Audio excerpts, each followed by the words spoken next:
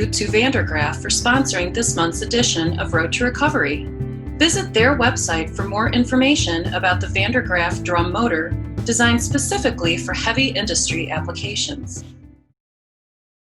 Hello again. Kevin Yannick here with Pit and Quarry. Pleased to be joined once again by David Chereb. David's with SC Market Analytics, and he's, of course, a regular contributor to Pit and Quarry magazine. David, thanks for getting together once again. It's been fun doing these with you. Well, thanks for having me, Kevin. David, lately we've been talking about the coronavirus, and you've been writing about that in your coverage. And lately, too, we're seeing more content on the election, and there's no getting away from that. But I'm curious on your approach as an aggregate forecaster. How much stock are you putting into the coronavirus right now when it comes to putting together your forecast and those numbers? And on the election, too, that's a big deal. It's a big event. It's going to dictate where we go as a country, as a nation, as an economy. And for our industry, too, there's big implications. So if you had to put a percentage on how much stock you're putting into the November election in your forecast, I'm curious, and I'm sure our readers would be interested to know how those factor into your decision-making each month. Okay, two things, coronavirus and then the election. Let's talk about the coronavirus. For our forecasting, it has two big components. It's a short run and a long run. If we get an effective vaccine, that changes the short run outlook. It's a positive. It's a nice positive boost for the economy. If we don't get it, things stay kind of murky, especially in urban areas in the cities. But there's a longer run component, and that is, this is almost a test of, can we get medicine and research all together and go very fast and put a lot of resources and find a cure for some kind of pandemic, because this won't be the last one. With 7+ billion people on Earth, the pathogens are out there. So it's a short-term boost if we get it. And it's also a longer-term boost if we get it, because it's, guess what? We know how to attack this. We know how to approach it.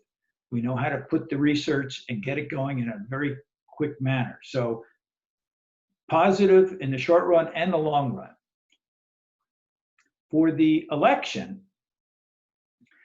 sometimes elections don't have big consequences. Back when President Obama and John McCain were running, we did a forecast just before the election. And we knew we were going into recession, so the forecast was for a down year for 2009 and 10. But we assumed that no matter who got elected, we were going to have a stimulus package. And so we had a positive bump for the non-building segment.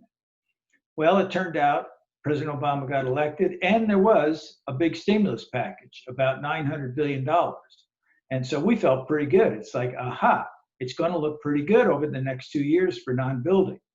Well, when you look back 4 years later, nothing.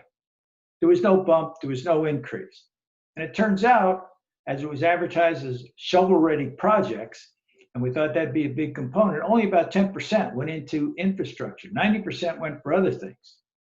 And that's why, as you get older, you become more cynical. Because when you go by 2 or 3 of these things, you realize that politicians, no matter what stripe they are, you have to be a little cautious about what they're promising during an election. So a word to the wise on that. When it came to President Trump and Hillary Clinton, that election, we thought Hillary was going to win, but we didn't think that the policy differences would be that great, especially in the short run. In the longer run, there would be.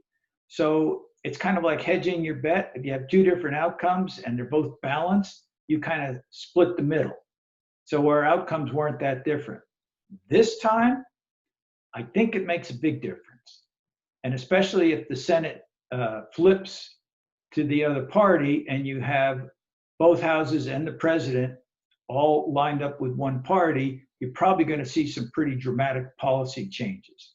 So this time it probably makes a big difference who gets elected and how the Senate goes. And I think you've seen our article where, at least in the next few years, we think that this is just a growth path now for aggregates, that it will be somewhat higher if the policy changes stay where they are now, rather than dramatically different. Yeah, so there's a matrix of potential outcomes you have to factor in. And based on what you're saying, looking back to Obama through Trump, Clinton, you feel like that divide is even greater, and you're just trying to find middle ground where you can. Right. This one, it makes a difference. Well, David, that's certainly interesting. I've always kind of been curious how you go about your job, and thanks for shedding some light on the election and how that factors in when there is a big election and when we're in one of those years. So good to see you, and we'll look forward to visiting with you again down the road, David. Okay. Thank you, Kevin. Thank you to Vandergraaf for sponsoring this month's edition of Road to Recovery. Visit their website for more information about the Vandergraaf drum motor designed specifically for heavy industry applications.